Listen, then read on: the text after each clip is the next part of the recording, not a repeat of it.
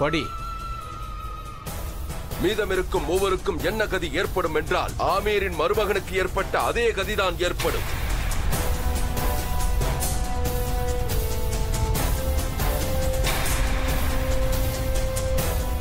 உங்களது வருங்கால மருமகனின் தலையை கொய்து பரிசாக அனுப்பியிருக்கிறோம்.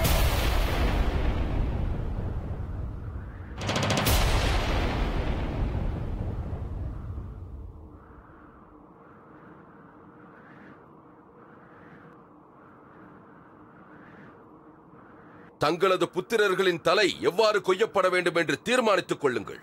தங்களது முடிவை எதிர்நோக்கும் ஷெரீஃபுதீன்.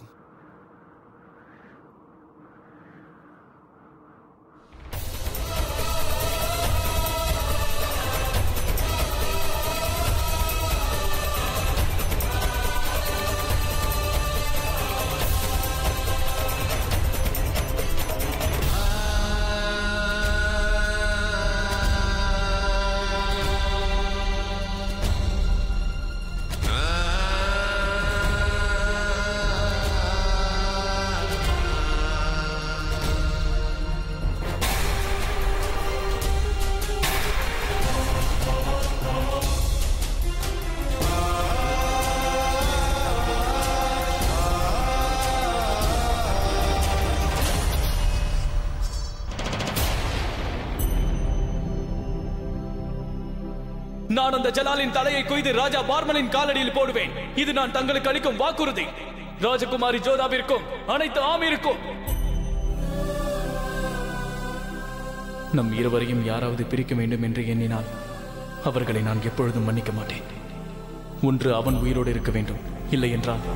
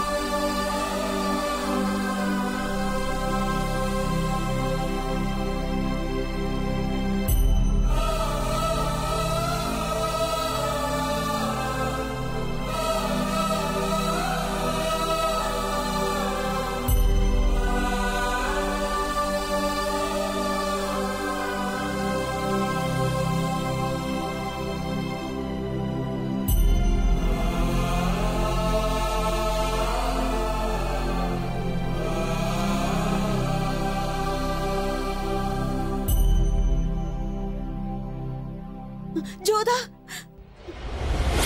ஜோதா, ஜோதா, கண்ணை திற ஜோதா. ஒருவேளை சகுனிபாய் கூறியது உண்மையாகி விடுமோ? நான் கூறியது நடக்கப் போகிறது. ஜோதாவின் விதி அவளிடம் நெருங்கி வந்து கொண்டிருக்கிறது. இல்லை ஜோதா, என்னோட பேசு ஜோதா. அத்தை,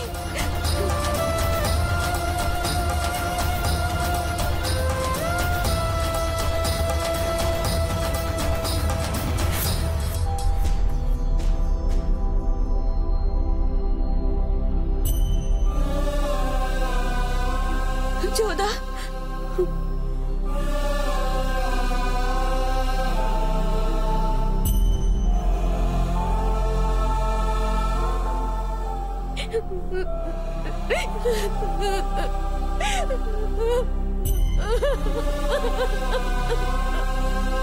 என்னால் உன் கண்களில் கண்ணீரை பார்க்க முடியாது. நினைவில் கொள் ஜோதா, நீ ஒரு வீரனின் மகள். எதிரிகளை ஓட ஓட விரட்ட பிறந்தவள். நீ அழக்கூடாது ஜோதா. நாட்டுக்காக தியாகம் செய்பவர் அனைவரும் போற்றப்படுவார்கள், அவர்களை தூற்ற மாட்டார்கள். நீ ஆமீரின் ராஜகுமாரி. ஆமீர் இப்பொழுது பிரச்சனையில் தான் இருக்கிறது. ஆனால் அதற்காக நீ கலங்க கூடாது. நீதான் இந்நாட்டை காப்பாற்ற வேண்டும். அழக்கூடாது. அவர்களை எதிர்க்க வேண்டும். நீ சென்று அவர்களை எதிர்த்து போராட வேண்டும். நீங்களும் உங்கள் கணவர்களை பற்றி கவலைப்பட வேண்டாம். ஏனென்றால் அவன் ஆமீரின் ராஜா மட்டுமல்ல, அவர்களின் தந்தையும் கூட. நான் தந்தை என்பதற்கு முன்னால் ஆமீரின் அரசன். எனக்கு அரச தர்மம் தான் தலையாய கடமையாகும். ஆகவே நான் நாட்டை பற்றி தான் முதலில் சிந்திப்பேன், பிறகுதான் என் சந்ததியை பற்றி சிந்திப்பேன். ஆமீரின் பிரஜைகளை ஒருபோதும் நான் கலங்க விடமாட்டேன். அவர்களை வெல்ல முடியாவிட்டால் தான் என்ன? ஆனால் இதுவரை நாம் தோல்வியை ஏற்றுக்கொள்ளவில்லை. அவர்கள் பேச்சை கேட்கப் போவதும் இல்லை, மதிக்கப் போவதும் இல்லை. என்ன? என் மகன் அவ்வாறு செய்ய மாட்டானே? நிச்சயம் அவ்வாறு செய்ய மாட்டான்.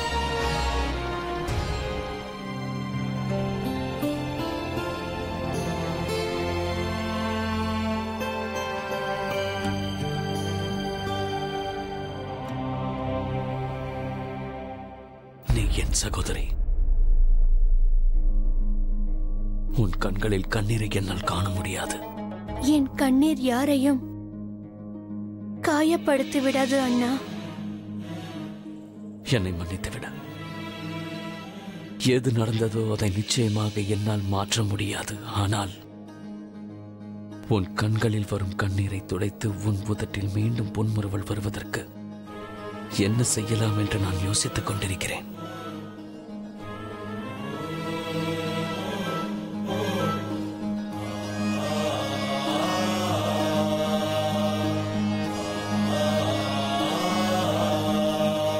பக்ஷி பானுவை பற்றி நீ வருத்தப்பட வேண்டாம் ஜலால்.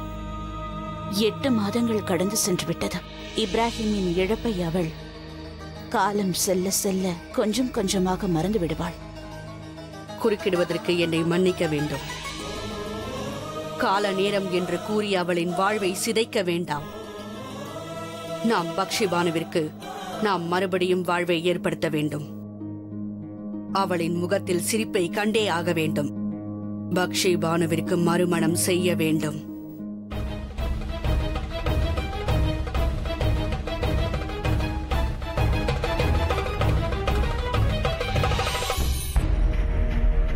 ஜோதாவின் கனவுகள் அனைத்தும் தவிடு பொடியாகிவிட்டன. ராஜா சூரியபானுவின் மரணச் செய்தியை கேட்டு ஜோதா மயங்கி விழுந்தாள். மயக்கம் தெளிந்து எழுந்த பெண் நாட்டை பற்றியும் சகோதரர்களை பற்றியும் கவலைப்பட்டாலே ஒழிய தன் வருங்காலத்தை பற்றி கவலைப்படவில்லை. தன்னைத்தானே தேற்றிக்கொண்டு ஜோதா தனது தந்தையை சந்திக்க புறப்பட்டாள். நடந்ததற்கு நிச்சயமாக நாம் பழி வாங்கியே தீர வேண்டும் ஜோதா. சூரியபானுவை அழித்ததற்காக முகலாயர்கள் நமக்கு பதில் கூறியே ஆக வேண்டும். நாம் யாரை பழி வாங்குவது தந்தையே? அதையும் எவ்வாறு செய்ய இயலும்? என் 3 சகோதரர்களும் கைதியாக இருக்கிறார்கள். ஆயிரக்கணக்கான வீரர்களும் கைதிகளாகிவிட்டனர். தாங்கள் தவறாக ஏதும் செய்தால் அவர்கள் அனைவரது உயிரும் போய்விடும் தந்தையே. பிறகு நான் என்னதான் செய்வது? முகலாயர்கள் காலில் மண்டியிட்டு இந்த அரசை அவர்களிடம் ஒப்படைக்கவா? தாங்கள் ஒரு மாவீரர் மட்டுமல்ல, ஒரு தந்தையும் கூட. அதோடு இந்நாட்டின் அரசரும் ஆவீர். தங்களின் 3 புதல்வர்களையும் தங்கள் நாட்டு சேனைகளை காப்பாற்றுவதும் கூட தங்களின் கடமையாகும். நாம் இந்த போரில் தோற்றுவிட்டோம் தந்தையே. எதை இழக்க கூடாதோ அதை இழந்து விட்டோம். நம்மிடம் மீதம் உள்ளதை நாம் காப்பாற்றிக் கொள்ள வேண்டும் தந்தையே. நான் என் சகோதரர்களை ஒருபோதும் இழக்க விரும்பவில்லை தந்தையே. இப்போது நம்மிடம் வேறு எந்த வழியும் இல்லை தந்தையே, அவர்களின் கட்டளையை ஏற்பதை தவிர. நான் என் வருங்கால கணவரையும் இழந்து விட்டேன் தந்தையே. ஆனால் என்னுடைய அண்ணியார்களும் இந்த நாட்டு வீரர்களின் மனைவிகளும் பூவையும் பொட்டையும் இழப்பதை என்னால் பார்க்க முடியாது தந்தையே. மகளே ஜோதா, நீ கூறுவதை கேட்டால் இந்த சபையில் இருக்கும் அனைவரும் என்னை கோழை என்பார்கள். ஆனால் என்னால் நீ கூறுவதை நன்றாக புரிந்து கொள்ள முடிகிறது மகளே. என் ஒருவனுக்காக இங்கிருக்கும் அனைவரையும் துன்புறுத்துவது சிறிதும் நியாயமல்ல. நான் பார்த்துக் கொள்கிறேன்.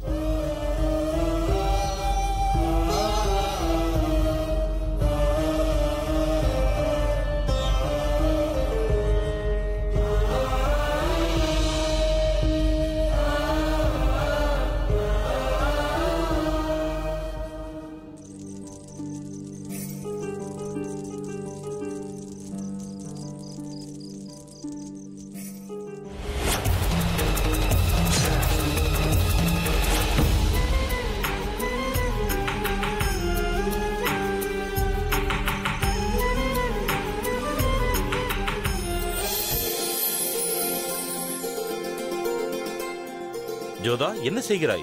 என்ன அண்ணா, நீங்கள் இன்னும் தயாராகவில்லையா? இன்று பிகானீர் ராஜகுமாரிக்கு திருமணம். நான் எப்பொழுதோ தயாராகிவிட்டேன். அது உன்னை பார்த்தாலே தெரிகிறது. மிகவும் அழகாக இருக்கிறாய். நீ பார்ப்பதற்கு தேவதையை போல் இருக்கிறாய். அட, இதைவிட குறைவாகவா நான் அலங்காரம் செய்து கொள்ள முடியும்? என்னுடைய திருமணத்தில் தங்கைக்காக நீங்கள் எவ்வளவு நகை போடுவீர்களோ அவ்வளவையும் நான் போட்டுக் கொள்வேன். அது சரி, என் திருமணத்திற்கு என்ன அணிந்து கொள்வீர்கள்? தங்கையின் திருமணத்தில் அண்ணனுக்கு அதற்கெல்லாம் நேரம் எங்கு இருக்கும்? தலைக்கு மேல் வேலை இருக்கும். இன்னொரு விஷயம், உன்னுடைய திருமண ஊர்வலத்தில் அண்ணன் பின்னால் நடந்து வர வேண்டும் அல்லவா? அனைவருக்கும் முன்பாக நான் தான் நடந்து வருவேன். உனது பல்லக்கை நான் தான் சுமப்பேன். ஜோதா,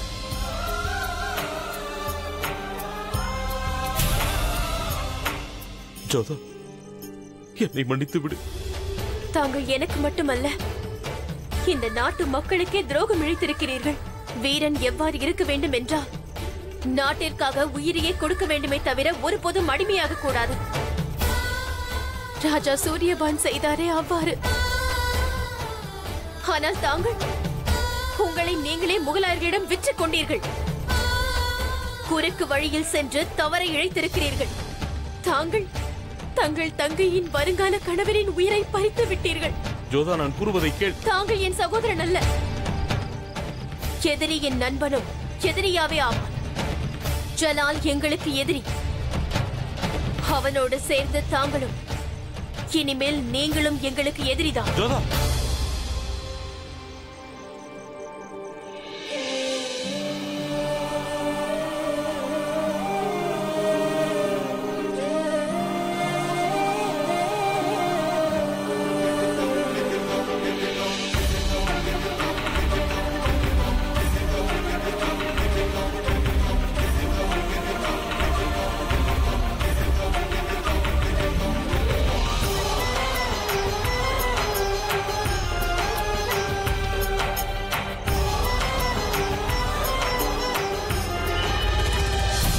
நம்முடைய தேவைக்காக சுஜாமலை பயன்படுத்திக் கொண்டோம். இப்பொழுது ஆமீர் தான் நம்மிடம் வந்துவிட்டதே. அனைத்து வழிகளையும் அவனிடமிருந்து நாம் தெரிந்து கொண்டோம். இனி நமக்கு அவன் தேவையில்லை. அவன் இனத்திற்கே அவன் தேவையில்லாத பொழுது நமக்கு எதற்கு அவன்? அவன் ஒரு மாவீரன், புத்திசாலியும் கூட. நாளை அவன் நமக்கு எதிரியாகிவிட்டால் நமக்கு இடையூறாகத்தான் இருப்பான். நமக்கு இடையூறு செய்ய நினைப்பவர்களுக்கெல்லாம் சுஜாமல், சுஜாமல், சுஜாமல், சுஜாமல். அவன் இங்கு இல்லை யூசுப். அவன் தப்பிச் சென்று விட்டு அணங்கு பாருங்கள்.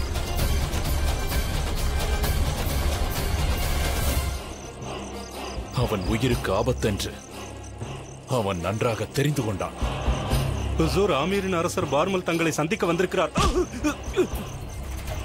அவன் அரசன் அல்ல, எமக்கு அடிமையாக போகிறவன். என் நண்பர் அரசர் பார்மலை நான் வரவேற்கிறேன். நமது நட்பு இந்த யுத்தம் எப்போது ஆரம்பித்ததோ அப்போதே முடிந்து விட்டது. நீ முகலாயர் சேனையுடன் கலந்து விட்டாய். இனி எங்களோடு நட்பு வைக்க என்ன அவசியம்? கடமை ஒரு பக்கம் இருக்கும், நட்பு இன்னொரு பக்கம் இருக்கும். பார்மல் அவர்களே,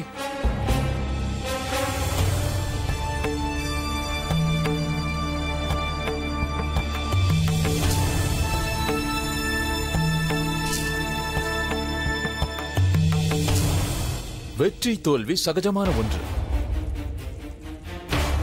இனிப்பு எடுத்துக் கொள்ளுங்கள் பார்மல் அவர்களே. நான் எனது தோல்வியை கொண்டாடுவதில்லை ஷரிபுதீன். அப்படி என்றால் எங்களது வெற்றியை கொண்டாடுங்கள். என்னுடைய மகன்கள் எங்கிருக்கிறார்கள்? நன்றாக இருக்கிறார்கள். நாங்களும் யுத்தம் புரிந்திருக்கிறோம் ஷரிபுதீன். வெற்றியும் பெற்றிருக்கிறோம். வென்ற பிறகு தோல்வியுற்ற சேனைகளை அவர்கள் நாட்டிற்கே திருப்பி அனுப்பியிருக்கிறோம். தாங்கள் பெரிய மனம் படைத்தவர்கள். அதை நானும் கற்றுக்கொள்ளலாம் என நினைக்கிறேன்.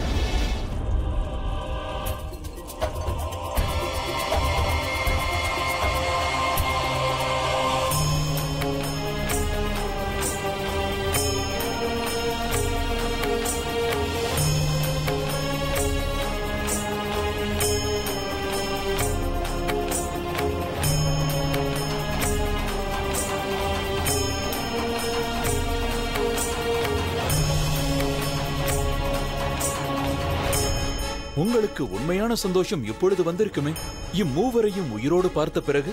ஆம், நான் மகிழ்ந்தேன். இவர்களது முகம் தெளிவாக கூறுகிறது தலை வணங்கவில்லை என்று. இவர்களை நான் என்னோடு அழைத்துச் செல்ல வந்திருக்கிறேன். இவர்களை விடுதலை செய். விடுதலை என்பது விலையில்லாமல் வழங்கப்பட மாட்டாது பார்மல் அவர்களே. என்ன விலை வேண்டும்? மிகவும் குறைவான விலைதான். 5000 பொற்காசுகள். ஒவ்வொரு மாதமும் எங்கள் அரண்மனையின் மராமரத்து பணிகளுக்காக மரங்களை அனுப்பி வைக்க வேண்டும்.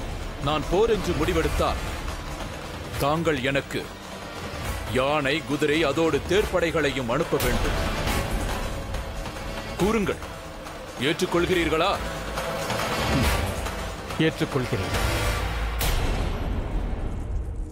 இப்போது இவர்களை விடுவித்து விடு. இந்த விலையானது இவர்கள் உயிர் வாழ மட்டும்தான், விடுதலைக்கல்ல. நான் கேட்ட அனைத்தும் எனக்கு வரும் வரையில் உங்களுடைய புதல்வர்கள் உயிருடன் இருப்பார்கள். உன் நிபந்தனைகளை நான் ஏற்க மறுத்தால்? ஒருவேளை இந்த நிபந்தனைகளை தாங்கள் மறுத்தால் உங்கள் மருமகனுக்கு ஏற்பட்ட நிலைதான் இவர்களுக்கும். ஷரீப்,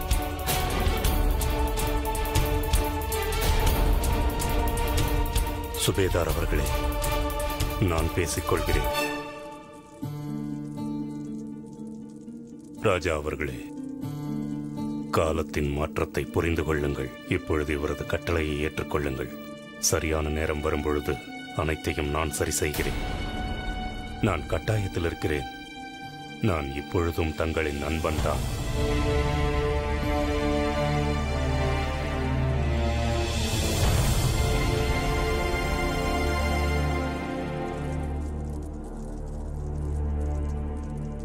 சரி, இவர் தங்களது நிபந்தனைகளை ஏற்றுக்கொண்டு விட்டார்.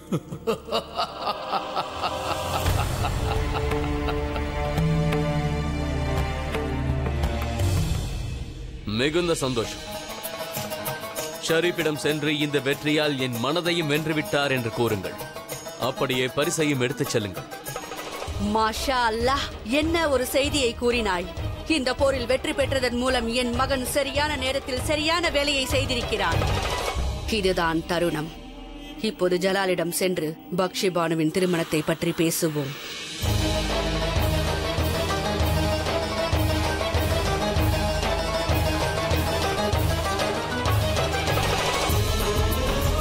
சலாம் அலைக்கும் பெரியம்மா. வாலைக்கும் அஸ்ஸலாம் ஜலால். நான் தங்களை பார்க்கத்தான் வந்துள்ளேன். என்னிடம் ஒரு நற்செய்தி உள்ளது. அது தெரியும்.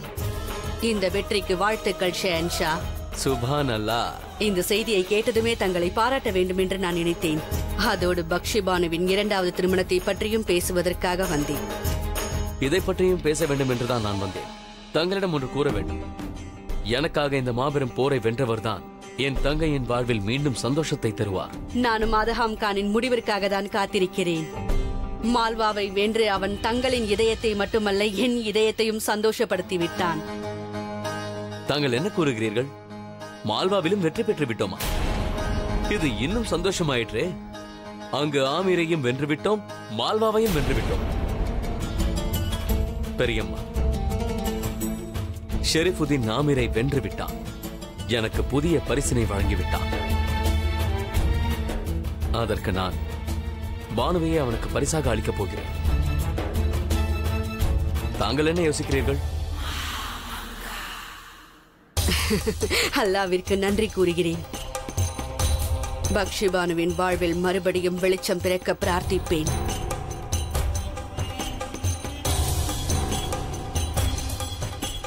தாங்கள் தான் எனக்கு பானுவின் மறுமணத்தை பற்றி தக்க சமயத்தில் நினைவுபடுத்தினீர்கள். தாங்கள் செய்த இந்த உதவியை என்றென்றும் நான் மறக்க மாட்டேன்.